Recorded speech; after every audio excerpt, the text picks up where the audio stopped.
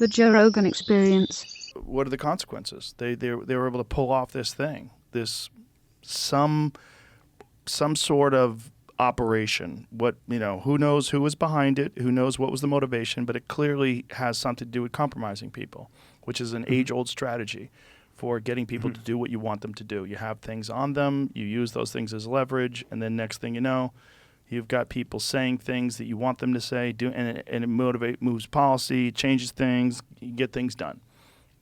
That they did that. Yes. And and we know they did that, and yet no one is asking for the tapes, no one's asking for the client list. We're in the dark still. And probably, I don't know, man, I spend too much time thinking about all the Epstein variants.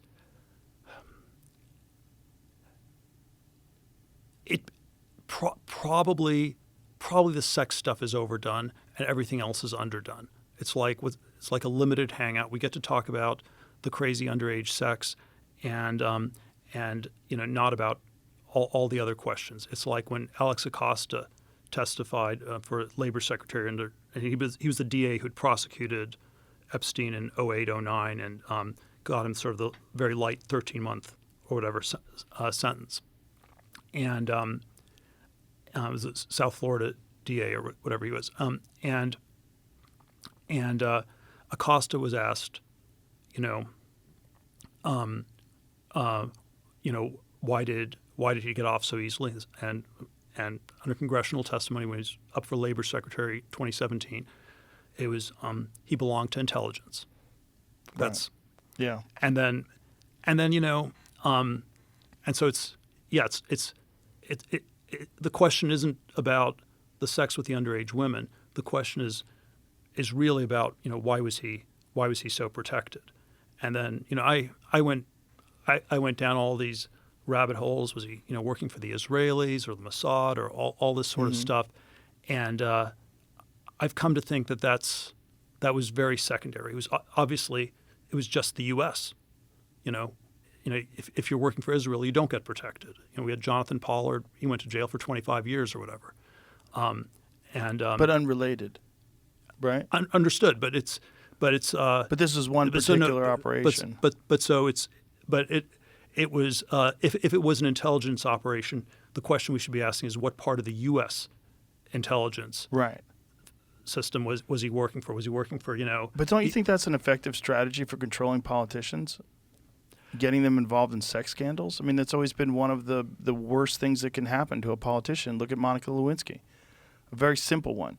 Consensual, inappropriate sexual relationship between a president and a staffer, and it almost takes down the presidency. It causes him to get impeached.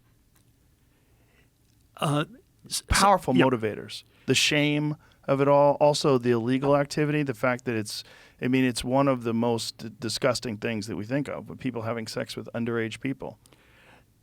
I'm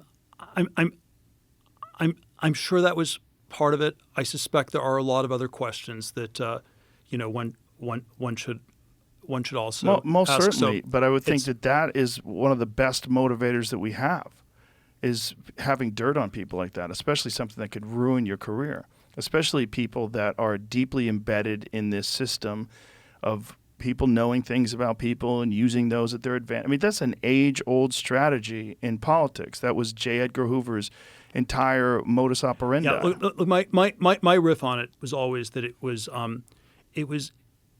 a little bit different from the J. Edgar Hoover thing, and the question was always whether the people doing it knew they were getting compromised. And so it's the vibe is not that you somehow got compromised. It was more you were joining this secret club. Right. And you got to be made. You're a made man in the mafia, and you get to do crazy things. No. It's only if we have compromise on you do you get ahead. Right. It's like I don't know. It's one of these skull and bones closet. type things. Yeah, the closet of the Vatican. Right. The claim is 80% of the cardinals in the Catholic Church are gay. Not sure if that's true, but directionally it's probably correct. And the basic thesis is you don't get promoted to a cardinal if you're straight, because we need to have, and so you need to be compromised, and then you're under control, but you also get ahead. Completely makes sense. Completely makes sense in the way to do that with especially all these politicians who are essentially like bad actors. A lot of them, they're just people that want power and people that want control. A lot of them. And, those kind of guys, they want to party. That has been, you've got two types of leaders that are presidents. You've got pussy hounds and warmongers, sometimes you have both, but generally you don't. Guys like Clinton and JFK were anti-war. And then you have guys like Bush, who you don't think of at all as a pussy hound, but most certainly you think of as a warmonger. Do you, what do you, do you have a theory on what was Bill Gates' complicity with Epstein? I think he likes pussy. I think he's a man. I think he likes power. He likes monopoly. He's incredibly effective with Microsoft, and for the longest time, he was thought of as a villain, right? He was this antitrust villain. He was this guy who was monopolizing this operating system and controlling just this incredible empire, and he had a real bad rap. And then I think he wisely turned towards philanthropy. And do you think that he needed Epstein? I think it's very difficult for a very famous, very high-profile person to fuck around. I think it's very difficult. I think you have to worry about people telling people. You worry about it taking you down if you're having affairs. If you're running some philanthropy organization, you're supposed to be thought of as this guy who's like this wonderful person who's trying to really fix all the problems in the world, but really you're just flying around and banging all these different chicks. You have to figure out a way to pull that off. And this is what Eric Weinstein and we've had discussions about this, and Eric's position is that there are people in this world that can provide experiences for you and safely for people that are in that kind of a group. And that makes sense. It makes sense that if you pay people enough and you have people motivated in order to establish these relationships and make sure that these things happen, when you get very high profile, you can't just be on a fucking dating app. And if you're a guy who likes to bang chicks, what are you going to do? All of that might be true, but I wonder if there are more straightforward alternate conspiracy theories on Epstein that we're missing. So let me do an alternate one on Bill Gates, where the things just looking at what's hiding in plain sight. He supposedly talked to Epstein early on about how his marriage wasn't doing that well. And then Epstein suggested that he should get a divorce, circa 2010, 2011. And Gates told him something like, that doesn't quite work. He didn't have, presumably because he didn't have a prenup. So there's one part of Epstein as a marriage counselor, which is sort of disturbing. But then the second thing that we know that Gates talked to Epstein about was sort of, all this sort of collaborating on funding, setting up this philanthropy, all this sort of this somewhat corrupt left-wing philanthropy structures. And so there's a question, and then my sort of straightforward alternate conspiracy theory is should we combine those two? And was there, and I don't have all the details on this figured out, but it would be something like, Bill and Melinda get married in 1994. They don't sign a prenup, and something's going wrong with the marriage, and maybe Melinda can get half the money. In a divorce, he doesn't want her to get half the money. What do you do? And then the alternate plan is something like you commit the marital assets to this nonprofit, and then it sort of locks Melinda into not complaining about the marriage for a long, long time. And it's some kind of a and so there's something about the left-wing philanthropy world that was it was sort of some sort of boomer way to control their crazy wives or something like this. And it's also an effective way to whitewash your past. right? You're thought Sure, of there are all as- these, and he Yeah. talked to Epstein about. He got Epstein to meet with the head of the Nobel Prize Foundation. So it was, Bill Gates wanted to get a Nobel Prize, Wow. right? So this is all straightforward. This is all known. Yeah. And I'm not saying what you're saying about. Do you know the history of the Nobel Prize? That's the ultimate whitewash. Sure, it was for inventing dynamite. Yeah, that's well, Peter Berg told me the story. I was blown away. He originally, someone said that he died, and it was printed that he died, but he didn't die.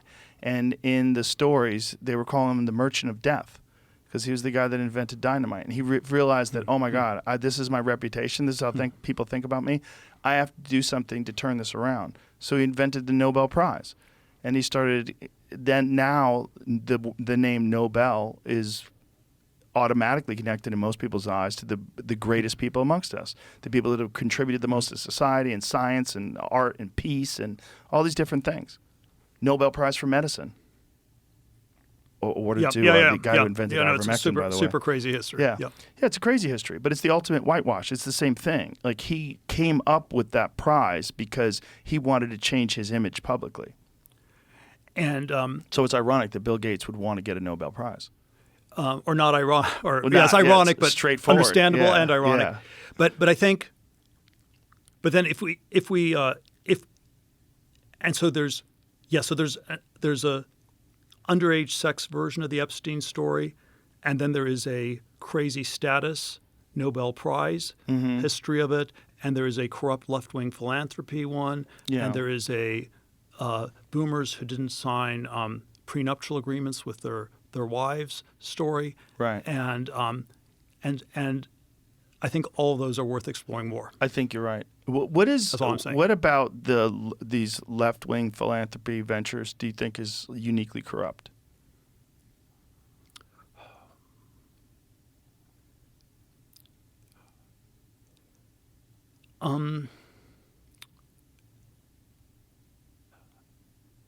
Sorry, which one do I think is most corrupt? Or what? No, what about them? These when you said corrupt? Yeah. Well,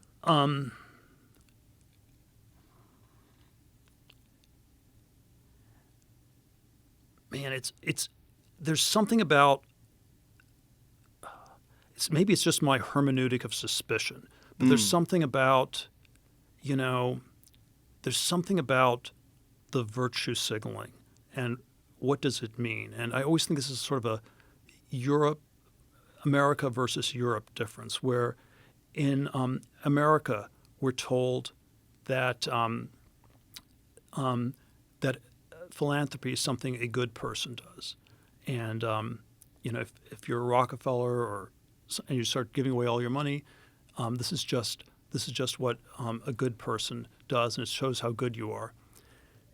And then I think sort of the European intuition on it is something like, wow, that's only something a very evil person does.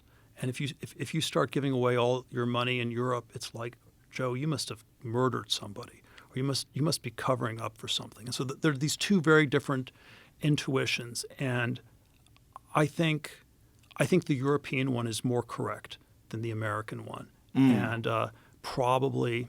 There's some history where, the sort of left-wing philanthropy peaked in 2007, 2010, 2012, and there's these subtle ways, we've become more, more European in our sensibilities as a society, and so it has this very different valence from what it did 12 or 14 years ago, but it's all we ask all these questions like we're asking right now about Bill Gates, where it's like, okay, he was, it was like all the testimony in the Microsoft antitrust trial in the 90s, where he's cutting off the air supply, he wants to strangle people, and he's kind of a sociopathic guy, it seems. And then it's this giant whitewashing operation, and then somehow the whitewashing has been made too transparent, and it gets deconstructed and exposed by the internet or whatever. But I think most people are still unaware of how much whitewashing actually took place, including donating somewhere in the neighborhood of $300+ million to media corporations.